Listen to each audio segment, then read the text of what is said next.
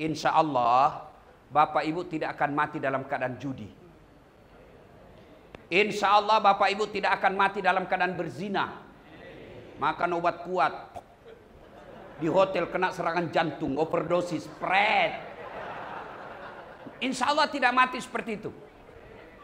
Tapi yang bisa membuat kita mati kafir, hubbi aklil haram, suka makan barang haram. Saya yakin Bapak yang ada di sini tidak akan makan daging babi, tidak akan makan daging bangkai. Tapi yang saya curiga membuat makan haram, proyek fiktif. Gaspol memang yang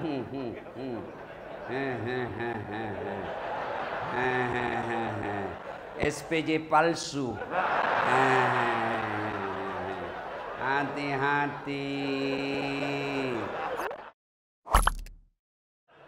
Ibu bapak, saudara-saudara sekalian, teristimewa Sahibul Bait yang mengundang kita di tempat ini, Bapak Haji Herman Deru beserta keluarga yang insya Allah dimuliakan dan dirahmati oleh Allah Subhanahu wa Ta'ala.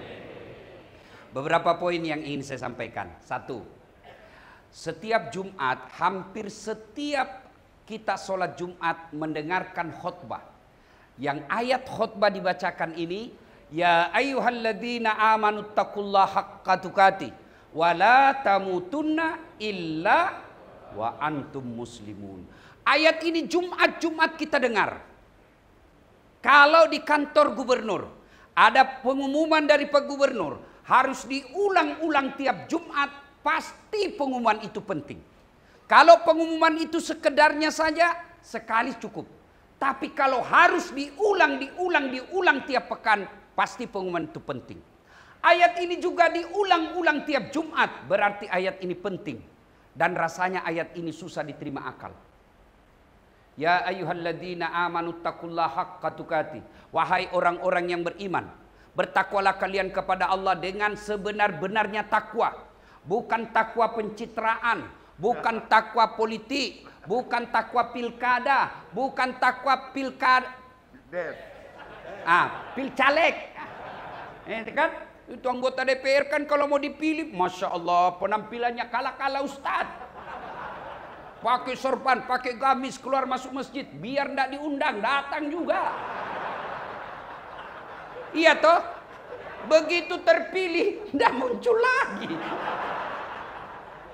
Banyak begitu di Sumatera Selatan. Banyak. Kau salah, kenapa kau pilih? Maka Allah katakan, jangan Islam seperti itu. Jangan bertakwa seperti itu, karena kau pasti celaka. Ayat lanjutnya, dan janganlah kamu mati. Jangan kamu mati. Ini ayat seolah-olah tidak masuk akal. Jangan kamu mati. Berarti mati kau yang ngatur. Wih, jangan kau mati ya. Berarti mati mau-maumu. Padahal mati, mau atau tidak, tiba saatnya pasti mati. Orang kaya, mati. Orang miskin, mati. Raja-raja, mati. Rakyat biasa, mati. Gubernur, mati. Kau yang bilang. Kan dulu, belum 2 periode. Ya kan? Semua mati. Mati bukan soal tua. Kalau soal tua, almarhumah mestinya masih hidup saat ini. Bukan soal sakit. Kalau soal sakit mestinya tidak ada orang sehat yang wafat. Tapi buktinya anak kecil mati, orang tua mati, orang sehat mati, orang sakit mati, tentara mati, polisi mati, artis mati, ustadz. Belakang sedikit. Jadi kalau ustadz duluan siapa yang ceramah? Semua mati. Berarti kalau begitu, yang jadi masalah bukan matimu. Mau atau tidak pasti mati. Yang jadi masalah bukan mati. Yang jadi masalah bagaimana kau mati. Itu yang jadi masalah. Bagaimana kondisimu mati? Maka Allah katakan illa wa antum muslimun, kecuali matimu dalam keadaan beragama Islam. Berarti ada orang Islam, ngaku Islam, KTP-nya Islam, tapi matinya tidak beragama Islam. Insya Allah Bapak Ibu tidak akan mati dalam keadaan judi. Insya Allah Bapak Ibu tidak akan mati dalam keadaan berzina. Makan obat kuat. Di hotel kena serangan jantung, overdosis, spread. Insya Allah tidak mati seperti itu. Tapi yang bisa membuat kita mati kafir, hubbi aklil haram, suka makan barang haram. Saya yakin Bapak yang ada di sini tidak akan makan daging babi. Tidak akan makan daging bangkai. Tapi yang saya curiga membuat makan haram, proyek fiktif. Gaspol memang. Yang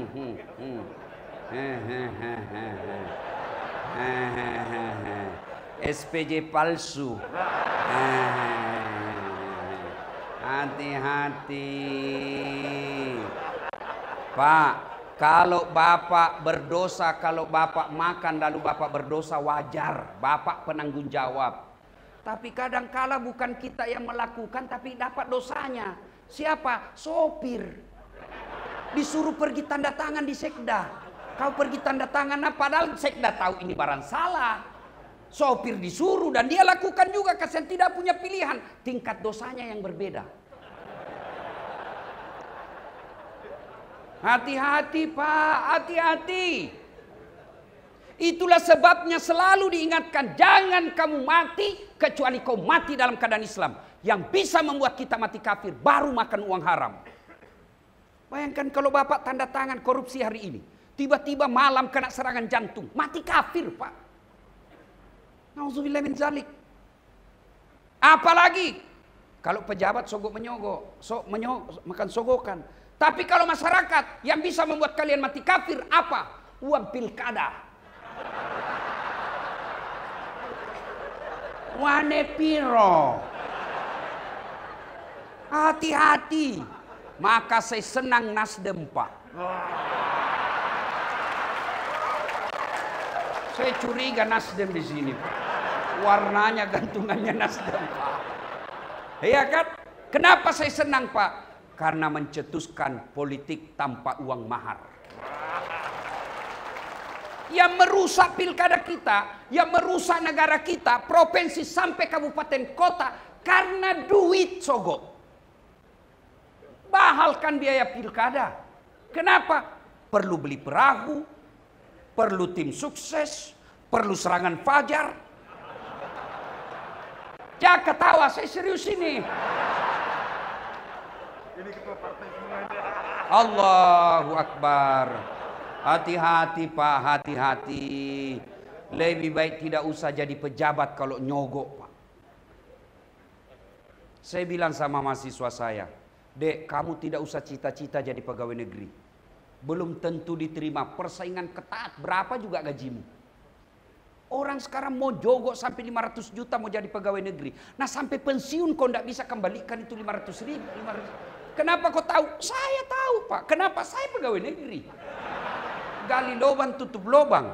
Saya bilang sama sekampungku, gajiku 9 koma. Wih, banyak Ustadz. Artinya tanggal 9 sudah koma. Mana ada pegawai negeri tidak ada utangnya di koperasi? Ini muka-muka. Sudah ada semua itu sertifikatmu di koperasi. Ngapain? Maka adik-adik sekalian saya bilang, kau tidak usah jadi pegawai nyogok. Lebih baik kau pulang kampung jadi pedagang. Lebih baik kau pulang kampung jadi petani yang sukses. Tapi saya sarjana. Sarjanamu kau gunakan untuk mengelola ekonomi. Sarjanamu kau gunakan untuk mendidik keluargamu.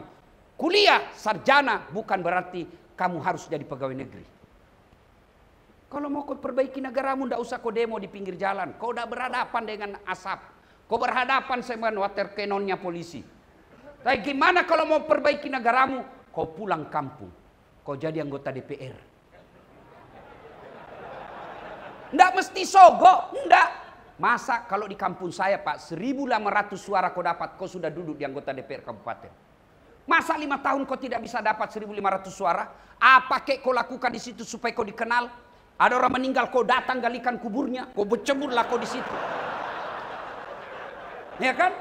Ada orang pengantin, naiklah kau di situ, joget apa semua salawatan, supaya orang kenal kamu. Masa kau tidak bisa dapat suara? Sudah itu, kau jadi anggota DPR. Di DPR kau punya suara. Sudah jadi anggota DPR periode pertama, bodoh kau kalau kau tidak bisa 2 periode. Kau sudah punya fasilitas. Sedangkan kau tidak punya fasilitas, tidak punya uang reses kau bisa menang. Masa sudah punya uang reses kau tidak bisa menang? Jadi masalah uang reses salah jalan. Kapan lagi kita nasihati ini? Iya kan? Maka saudara-saudara yang bisa membuat kita Bapak Ibu matinya dalam kekafiran karena kita hobi makan uang haram. Tidak usah cemas soal isi perut Pak. Allah sudah jamin rezeki kita. Pelajaran berharga kita lihat ini 1 bulan. Kalau uang haram kau kelola, uang haram kau produksi, maka anak istrimu pasti keras kepala. Mana ada orang Indonesia mati kelaparan? Pak Gubernur, enggak ada kan warga Sumatera Selatan mati kelaparan? Enggak ada Pak. Berarti rezeki itu Allah yang ngatur. Lalu kenapa kalian miskin? Karena kalian hidup melebihi rezeki yang Allah berikan. Gaya hidup. Kalau pegawai negeri gajimu 5 juta, jangan kau gaya hidup 7 juta, pasti kurang, ambil lagi kredit. Gajimu 7 juta, gaya hidup 5 juta, aman dunia. Kalau kamu cuma kepala dinas, yang nyata gaji, ngapain kau pakai HP yang 3 kameranya, istrimu aja cuma 1. 3 kameranya, mau apa 3 kamera? Ayo, memangnya kita seleb? Memangnya kita ini konten kreator? Beli handphone mahal-mahal, belum setahun ganti lagi. Dari mana dapat? Pasti karena kau menang tapi ini 20%. Akhirnya Bapak pensiun, begitu pensiun mulai datang penyakit.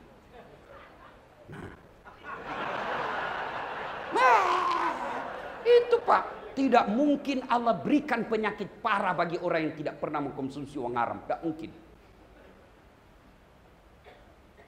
Maka ini ayat selalu diulang-ulang agar kita tidak mati kekafiran kita. Nauzubillah min dzalik. Poin pertama, ayat ini harus kita ingat. Insya Allah kita tidak akan mati dalam keadaan ngerampok. Insya Allah kita tidak akan mati dalam keadaan narkoba. Enggak. Tapi ada hal, apa itu? Suka makan barang haram. Barang haram itu ada yang haram zatnya, itulah narkoba dan sejenisnya, khamar dan sejenisnya. Juga ada yang haram gara-gara cara memperolehnya. Poin kedua, ini ayat selalu juga kita dengar. Wa mal hayatud dunya illa mataul hurur. Dunia ini canda saja. Dunia ini hanya sementara, pasti ada akhirnya. Maka Allah menghidupkan kita tidak abadi, pasti ada akhirnya. Dan Allah memberikan titipan. Kita hidup di dunia ini, Allah memberikan titipan. Apa titipan Allah? 1. Titipan Allah itu berupa harta. Harta, ibu-ibu semewah apapun rumahnya ibu, itu hanya titipan. Namanya titipan, pasti ditinggal.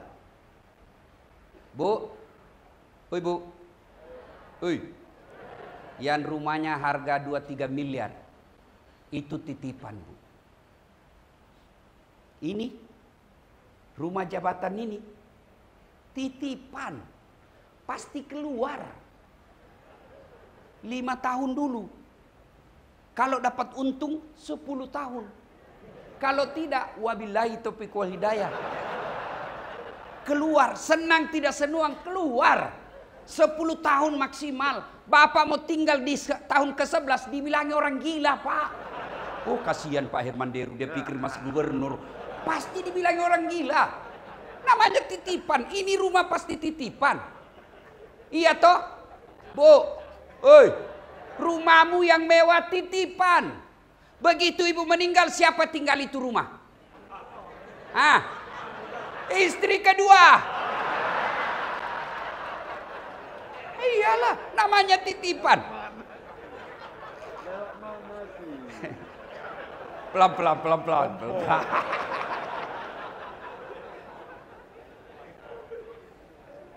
Dua, titipan. Setelah harta, apa titipan yang kedua? Jabatan. Yang hadir di sini saya yakin Pak, di atas 60% punya jabatan. Tapi percaya Pak, itu titipan. Tidak ada yang abadi. Yang ketiga, apa berupa titipan itu? Ilmu. Ini titipan. Yang keempat, apa titipan itu? Anak. Titipan. Bukan karena orang ikut pilkada sehingga dia jadi gubernur. Tidak.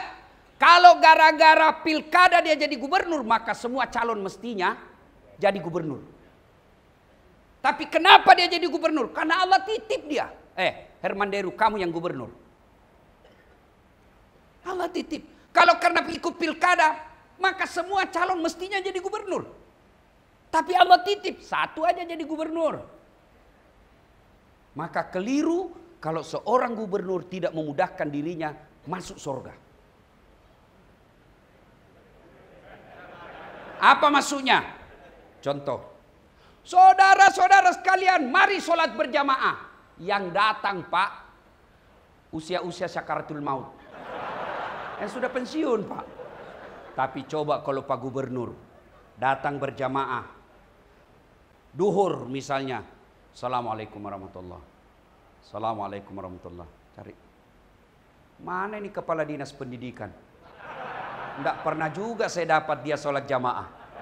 Ditelepon sama ajudan. Pak Haji, Pak Kadis. Dicari sama Pak Gubernur, Pak Kadis. Katanya Bapak tidak pernah dilihat sholat berjamaah. Besok Pak. Belum azan sudah ada di masjid. Itulah hebatnya jabatan. Maka keliru seorang pejabat kalau tidak memudahkan dirinya masuk surga.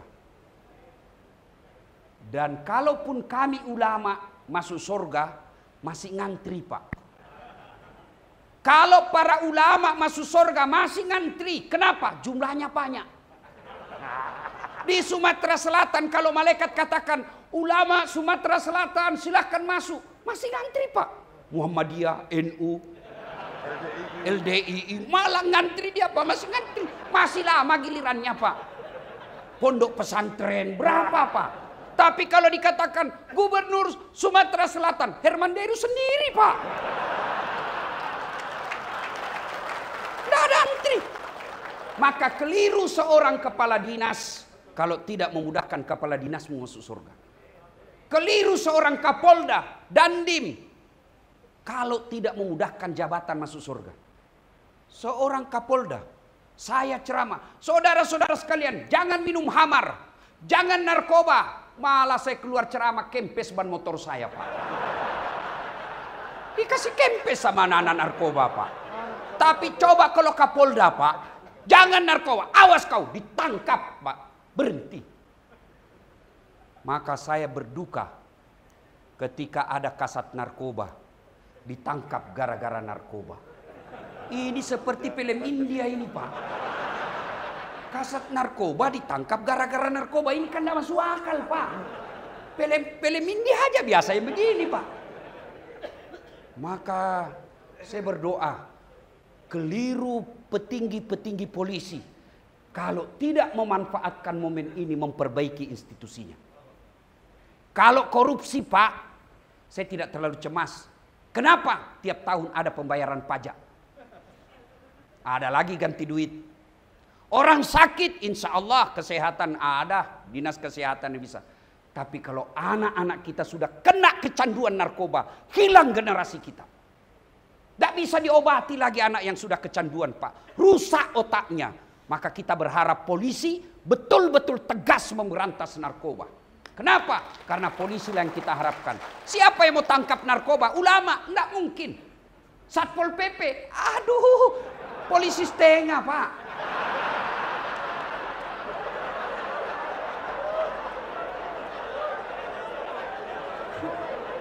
Maka yang kita harap polisi, karena mereka lah penegak hukum.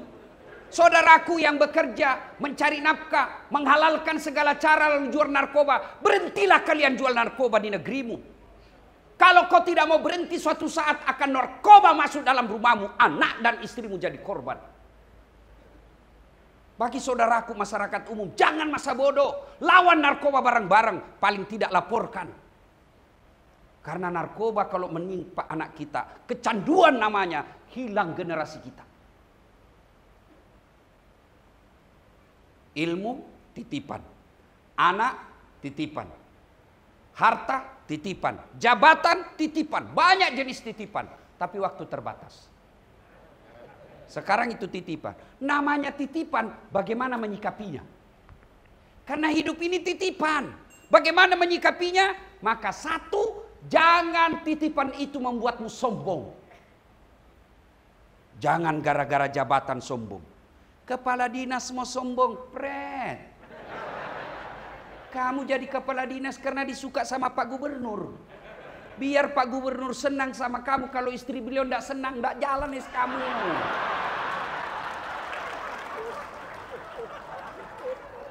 Apalagi kalau ibu sudah bilang, saya tidak mau lihat-lihat gitu anak buahmu. Pokoknya saya tidak mau lihat, tidak ngerti saya. Jangan ada saya lihat lah. Hancur kita Pak, hancur, hancur. Iya, apa yang kita mau sombongkan dengan kepala dinas kita? Ini. Maka jangan sombong karena jabatan. Seorang pejabat menjabati sebuah jabatan, lalu dia tawadu, dia rendah hati, maka tanpa uang pilkada yang banyak bisa menang 2 periode. Kenapa? Karena dia senang orang. Tapi kalau dia petantang, petenteng, takabur, sombong, orang bilang ambil duitnya, tolak maksudnya. Hancurlah duit, habis, tidak ada terpilih Pak. Jangan sombong.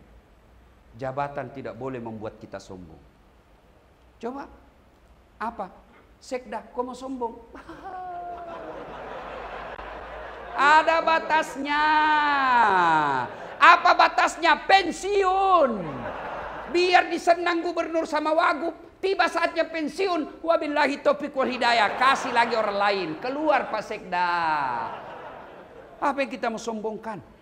Maka jabatan jangan membuat kita sombong. Tapi buatlah jabatan itu amar ma'ruf nahi mungkar. 2. Harta. Aduh, jangan sombong gara-gara harta. Apa yang kita mau sombongkan dengan harta? Ada orang cari harta, menghalalkan segala cara. Berapa yang kita makan? Bikin rumah sampai besar-besar. Berapa tempat kita tempati tidur? Bahkan anehnya rumah harga miliaran, tidak bisa tidur dalam rumahnya. Rumah miliaran, mobil harga miliaran. Siapa nikmati? Sopirnya.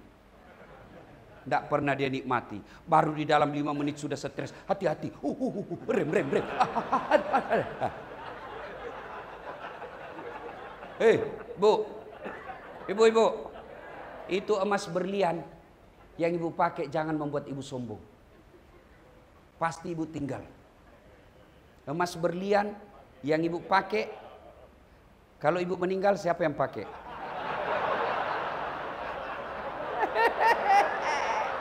Siapa yang pakai? Istri kedua. Pak Gubernur, dia dengar cerita saya ini, istri saya. Dia lihat di YouTube. Oh, dia bilang, jadi Ustadz, nanti kalau saya lebih duluan mati, Ustadz mau kawin lagi. Saya bilang, sini kau sayang. Saya peluk-peluk baru saya jelaskan, sayangku dengar baik-baik ya. Jangankan kau meninggal, kau masih hidup saja.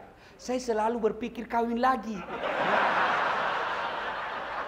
Apalagi kalau kau sudah mati. Nih.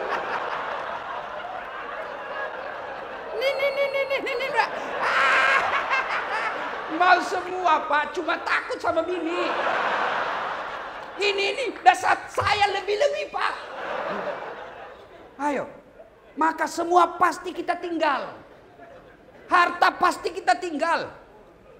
Maka saya heran kalau ada orang korupsi bermiliar-miliar. Kau mau apa itu duitmu? Mau diapain? Makan aja terbatas. Rumah juga sudah punya. Tabungan sudah ada. Lalu kau menghalalkan segala cara. Tangkap KPK. Berakhir jabatanmu. Orange. Baju orange Pak. Membelakang. Wih ngeri Pak. Masa jabatan kita biar mobil dibukakan, semua orang hormat cium tangan sama kita, berakhir dalam penjara dan dipermalukan. Bukan cuma bapak yang malu, anak dan keluarga, terutama orang tua kita yang masih hidup, malu anaknya di penjara gara-gara maling. Nauzubillah min dzalik. Titipan, jangan sombong dengan harta yang kita miliki. Ilmu, jangan sombong, itu hanya titipan. Maka saya heran kalau ada ustadz yang takabur. Mau ketemu orang susah betul, kayak kala-kala pejabat pak. Pengawalannya luar biasa. Kita ini ulama, bukan selebriti, bukan pejabat yang susah ditemui. Ada juga ustadz begitu. Ditelepon aja susah. Apa yang kita mau sombongkan dengan ilmu ini? Pikun sedikit. Ada orang, wallahu alam ini Pak Gub, benar atau tidak ini cerita. Ada orang sudah dekat-dekat pensiun dosen Pak, banyak sekali gelarnya. Begitu dekat-dekat pensiun dikomplain sama istrinya. Pak, biasanya kalau kau mau pergi mengajar kau cium-cium jidatku. Ini sudah hampir 1 minggu tidak pernah lagi kau cium saya. Dalam hatinya astagfirullah. Berarti siapa saya cium selama ini?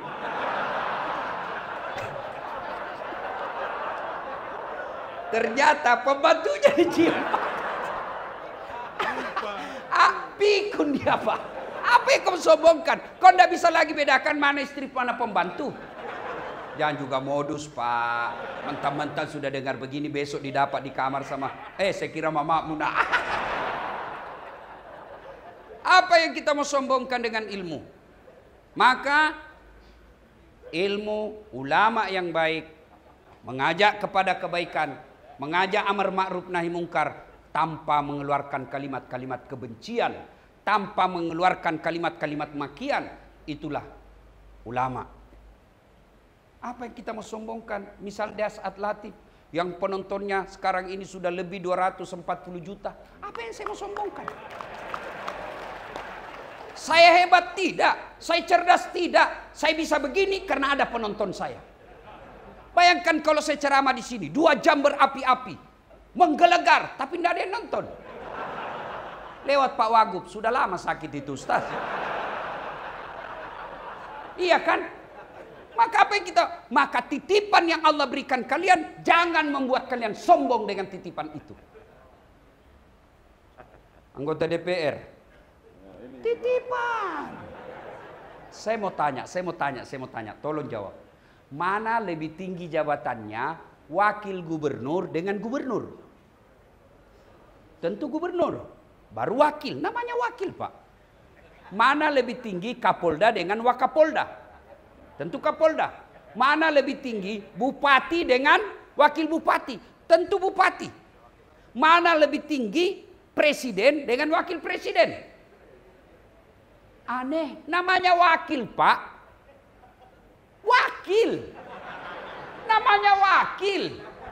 Ini anggota DPR, jangan kau sombong, kamu cuma wakil.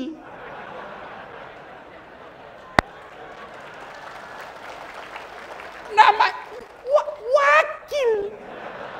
Mau petenteng pret. Wakil.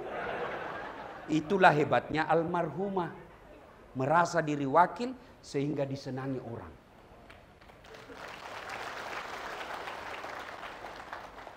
Kalau anggota DPR, orang Bugis mengatakan sombere, familiar, welcome, humble.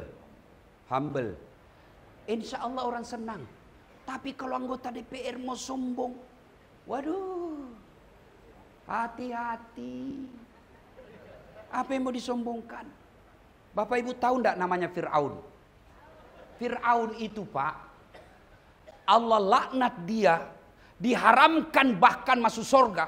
Bayangkan, haram Fir'aun masuk surga, dilaknat Allah, gara-gara apa? Sombong. Itu Fir'aun.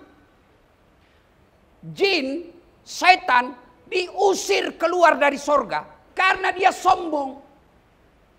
Fir'aun dilaknat Allah. Bukan cuma haram masuk surga, tidak ada orang senang itu Fir'aun. Padahal ada namanya dalam Quran. Mana buktinya tidak ada yang senang Fir'aun? Tidak ada satupun orang Sumatera Selatan mau kasih nama anaknya Fir'aun. Begitu jeleknya itu sombong. Ada 3 teman setan. Kata Allah dalam hadits qudsi, 3 teman setan. Satu di antaranya ganiyun mutakabbir, orang kaya yang sombong. Kaya apa saja sombong, temannya setan. Kaya jabatan sombong, temannya setan.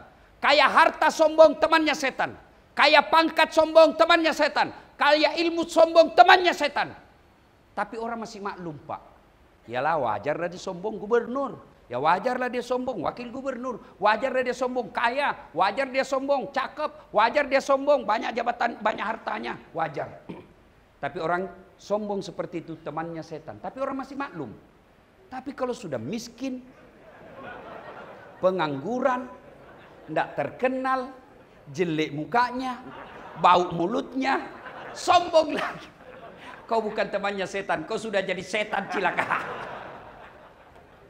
Maka ibu bapak saudara-saudara sekalian, salah satu sebab Allah melaknat Fir'aun karena sombong.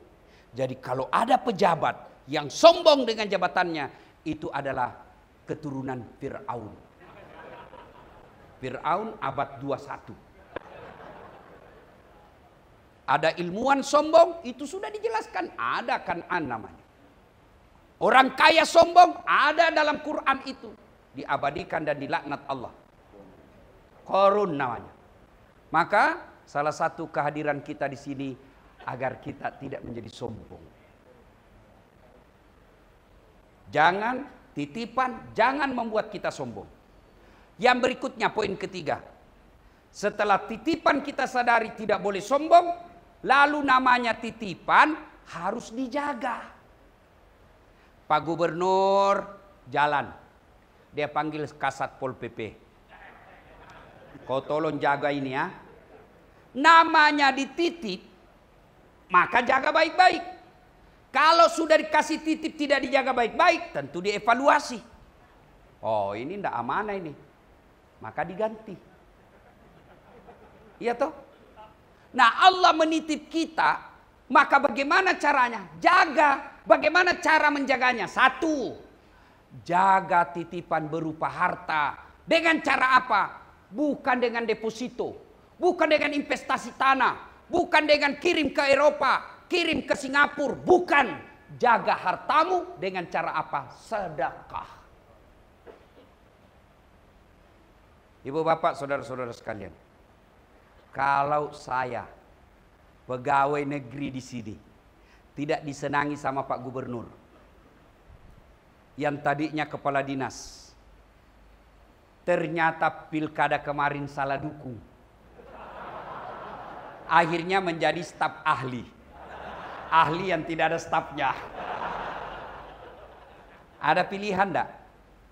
Ada pilihan Pak, kalau kita tidak disenang sama gubernur. Ada pilihan? Ada. Apa pilihan? Pensiun dini. Tidak ada urusan dengan gubernur. Mau lewat depan kita, tidak ada urusan. Kenapa? Saya bukan lagi anak buahnya. Ya toh? Ada dari Jawa merantau ke Palembang. Ternyata di Palembang cari nafkahnya tidak sesuai harapan. Ada pilihan? Ada? Ada. Pulang lagi ke Jawa, mangan orang mangan, yang penting ngumpul. Iya toh? Ada orang dari Sumatera Selatan merantau ke Malaysia. Ternyata Malaysia tidak nyaman. Ada pilihan? Ada. Balik lagi. Masih ada pilihan. Bapak menderita di dunia, masih ada pilihan. Tapi kalau Bapak masuk kubur, ada pilihan? Ada pilihan? Ada. Yang bisa menyelamatkannya hanya 3. Tidak boleh lagi keluar. Tidak enak di kubur deh, keluar dulu. Bapak keluar, dilempari orang Pak, pocong-pocong.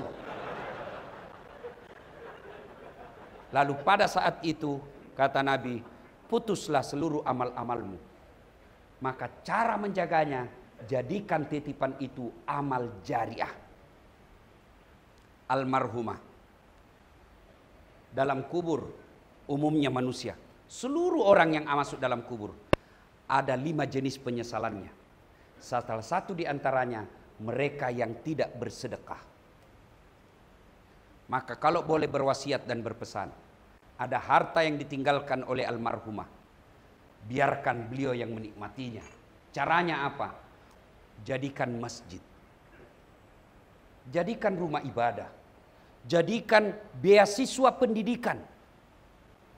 Kirim anak, 5 orang dikirim ke Eropa, belajar tentang sesuatu ilmu, pulang diamalkan ilmunya, insya Allah almarhumah tetap dapat pahala-pahala dari orang yang disekolahkan.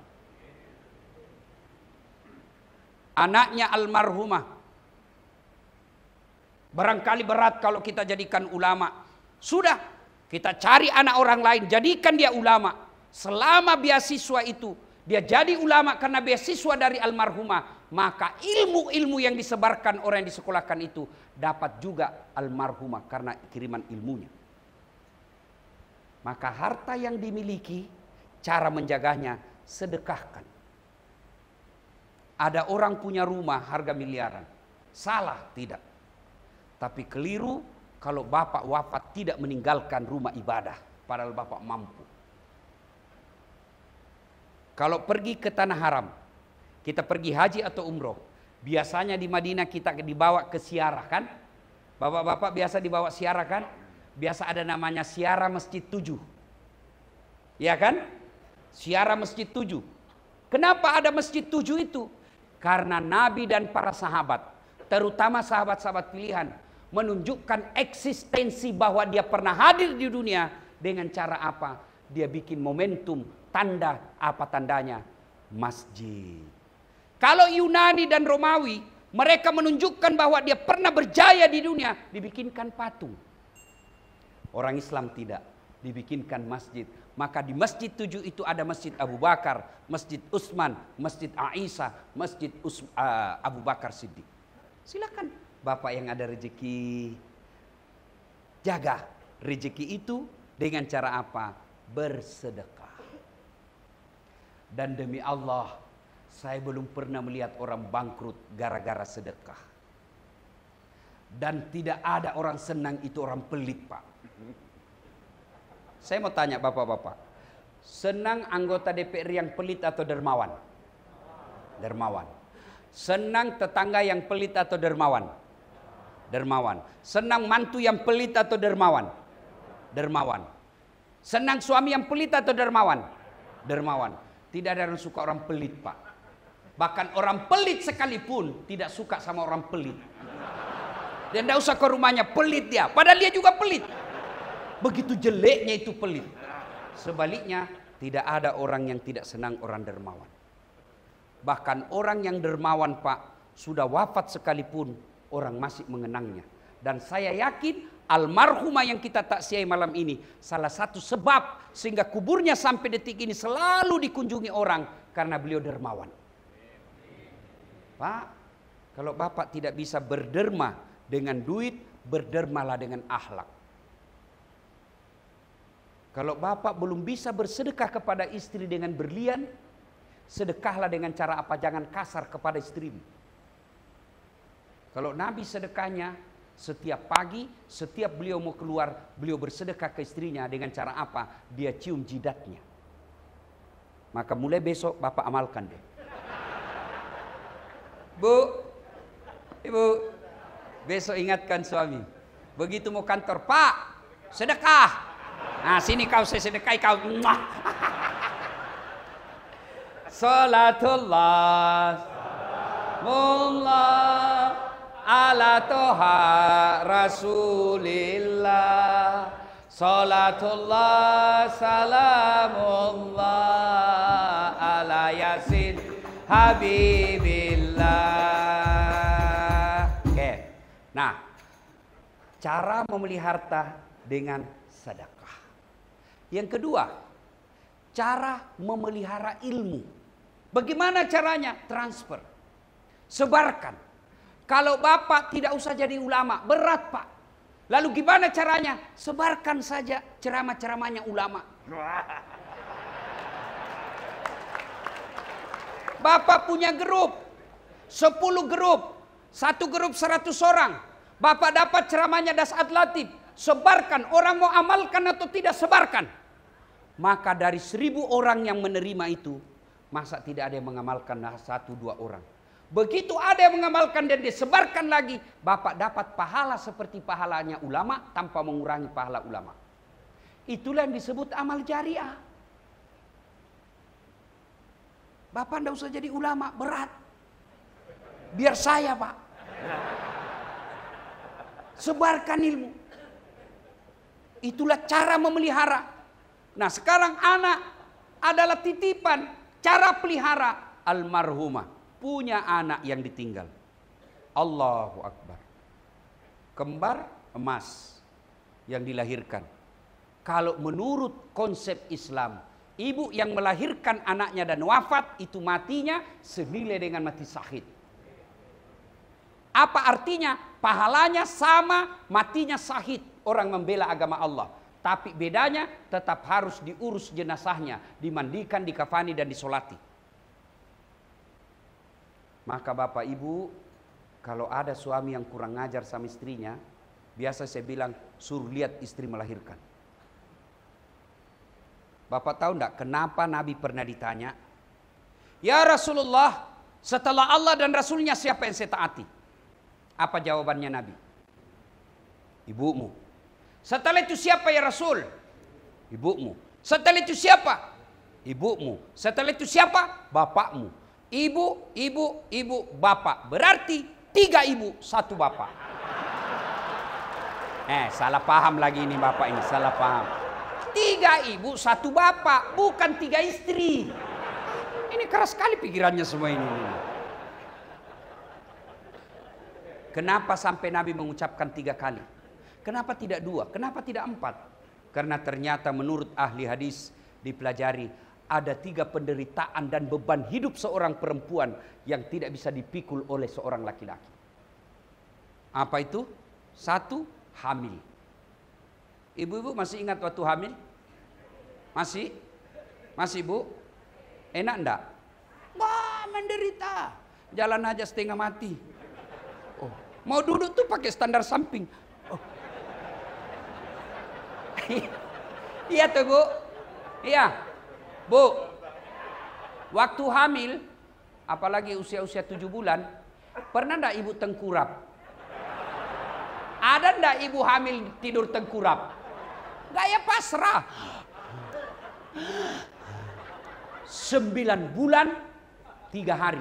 Bayangkan, mampu dilakukan istri kita bertahan 9 bulan 3 hari tidak pernah tengkurap. Bapak 1 bulan aja ndak tengkurap, Pak, pusing. Itulah hebatnya perempuan. Paling bapak stres ketika ngidam. Ustaz, doakan istri saya. Apa doanya berhenti ngidam? Saya bilang, ngidam apa istrimu? Nanti dia bisa tidur kalau dilihat saya di atas lemari, Ustaz. Jadi kalau saya dia mau tidur jam 10, setengah 10 saya di atas lemari. Saya bilang, dikerjai kau istrimu itu. Bapak nanti stres ketika ngidam. Perempuan 9 bulan. Yang kedua, ketika melahirkan. Ibu-ibu masih ingat waktu melahirkan? Ada enggak ibu-ibu melahirkan senyum? Mentang-mentang istri gubernur, keluar kau nak? Tidak.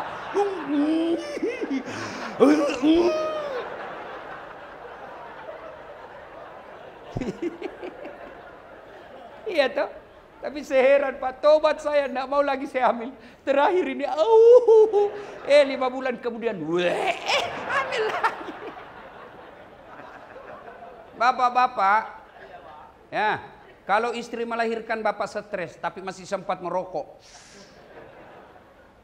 Waktu istri saya melahirkan, pertama, stres, karena tidak bisa keluar. Saya tanya dokter, bagaimana solusinya? Ini harus divakum. Apa artinya? Disedot. Wih, saya bayangkan kalau disedot berarti otaknya disedot. Bisa beleng-beleng anak saya ini. Ya kan? Namanya otak itu kan kalau goyang prosesornya ibarat komputer kan. Saya bilang, biar saya. Mundur dok. Dia bilang, Pak dokter, bukan mau ceramah ini Ustaz. Saya sholat hajat dulu 2 rakaat. Lalu saya berdoa, selawat sebanyak-banyak. Saya bantu istri saya dengan di sini Allah keluar. Sejak itu kesimpulan saya. Kalau ada suami yang tidak tahu menghargai dan perasaan istrinya, suruh lihat istrinya melahirkan. Yang ketiga, kenapa Nabi sebut 3 ibu. Yang ketiga, menyusui. Masih ingat waktu menyusui Bu? Apalagi waktu tumbuh giginya. Oh.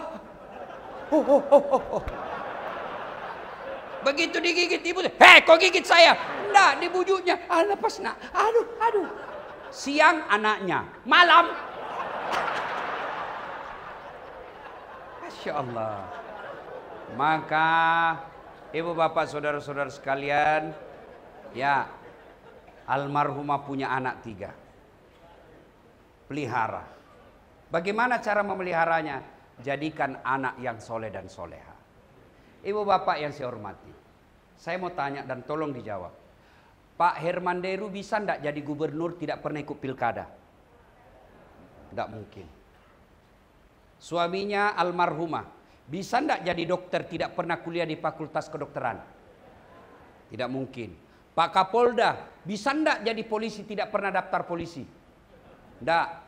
Pak tentara bisa enggak jadi tentara tidak pernah ikut mendaftar pendidikan tentara? Tidak mungkin. Anggota DPR bisa enggak anggota DPR tidak pernah ikut caleg? Tidak mungkin. Tapi bisa enggak anak kita jadi soleh dan soleha tanpa ikut fakultas kedokteran? Bisa. Bisa enggak anak kita jadi soleh dan soleha tidak ikut pilkada? Bisa.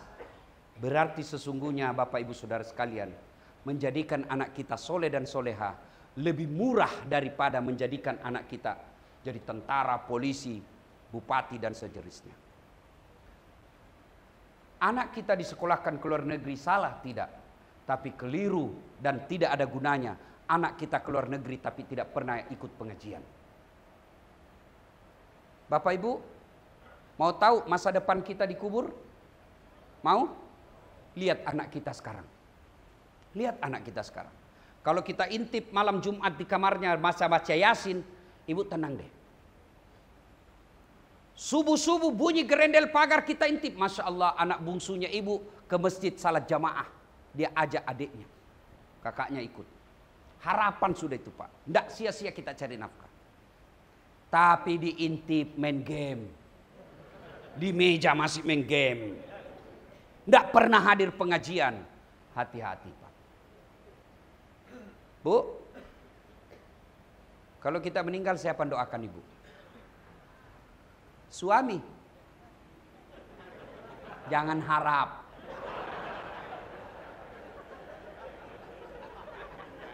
Saya boleh taruhan.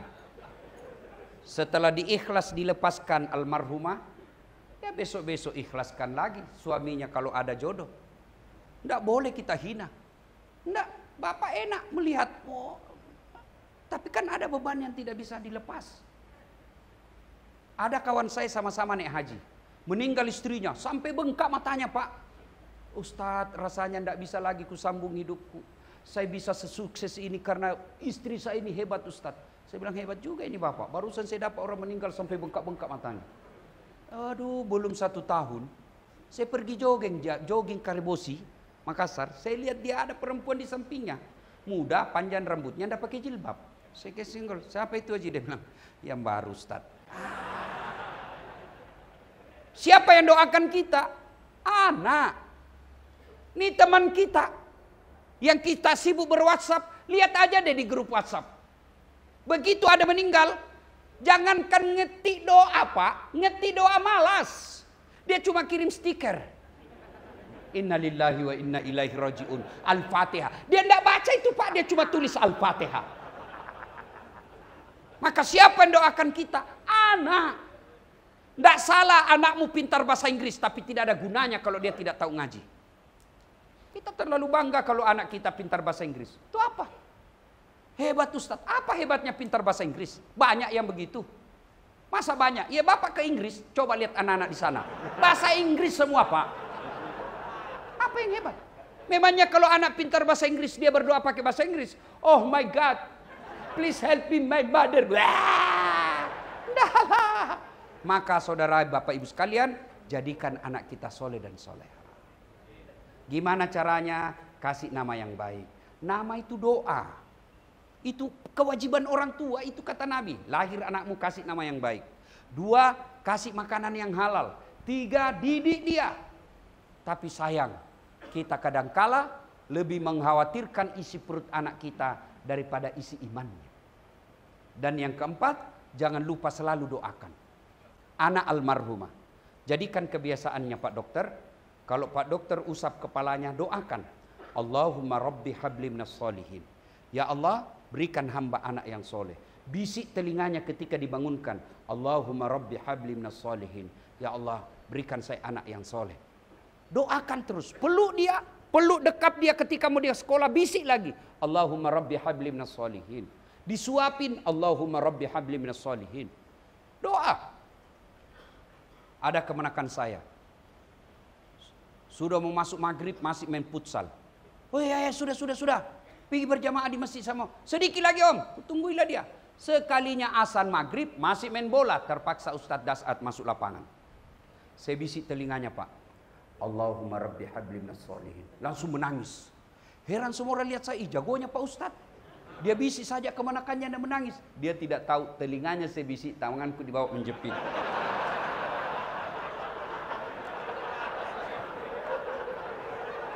Salatullah, salamullah, ala toha rasulillah.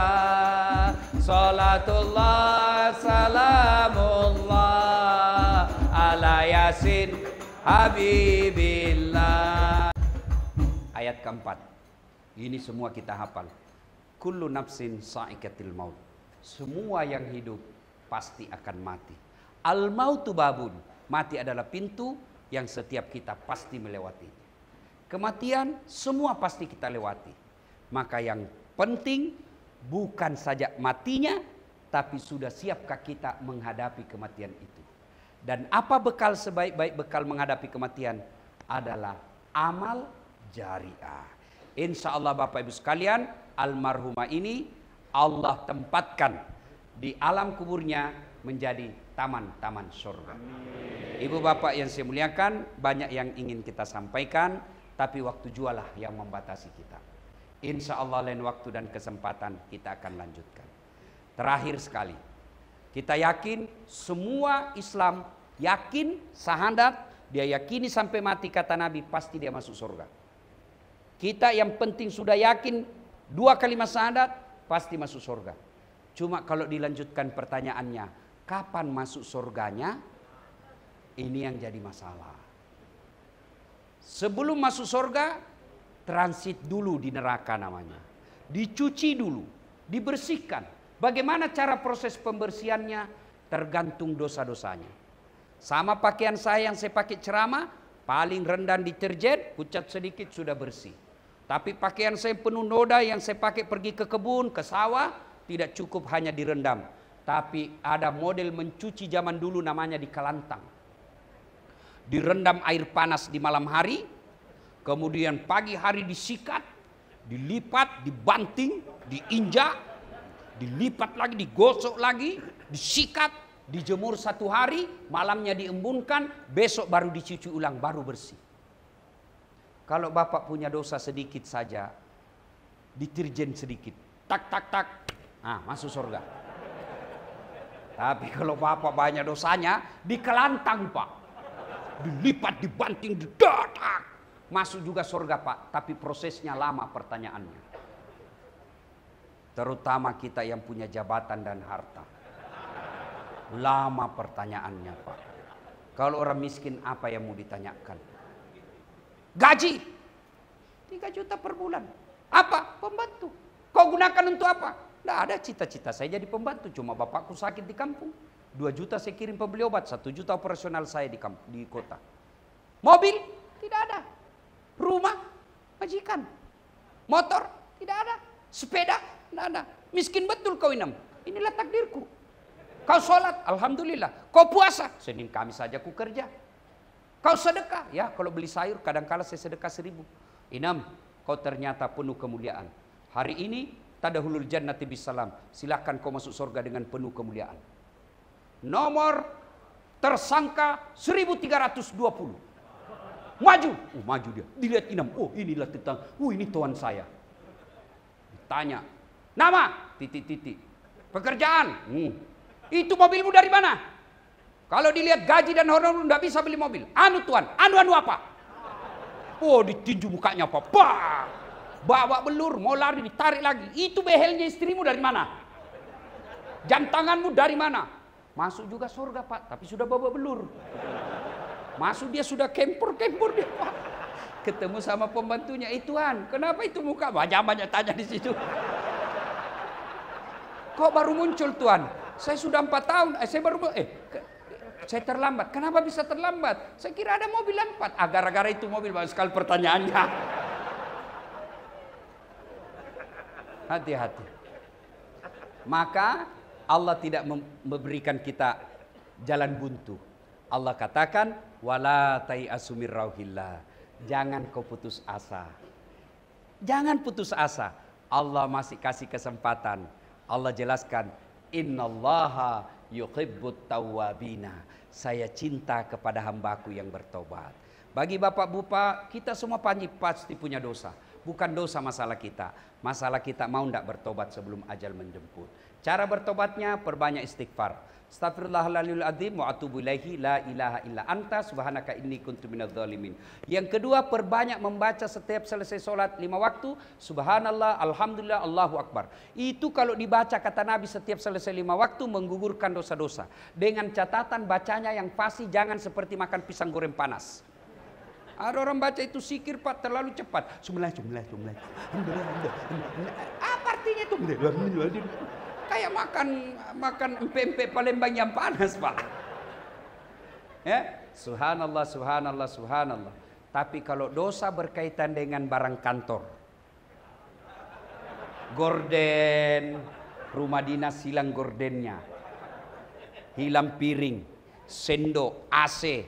Kalau bertobat tidak cukup hanya istighfar, tapi barang tersebut harus dikembalikan. Jadi bapak-bapak yang pernah ngambil barang-barang inventaris kantor gubernur Sumatera Selatan, kasih kembali besok. Kalau tidak dikembalikan, bapak wafat, maka di akhirat kelak di padang mahsyar seluruh barang yang kita ambil itu disuruh pikul. Sambil menunggu giliran untuk dipanggil diadili, lewatlah Satpol PP. Oh, ternyata bapak yang ambil. Semoga ada manfaat, lebih dan kurangnya mohon dimaafkan. Usikum wa nafsi bi taqwallah. Assalamualaikum warahmatullahi wabarakatuh.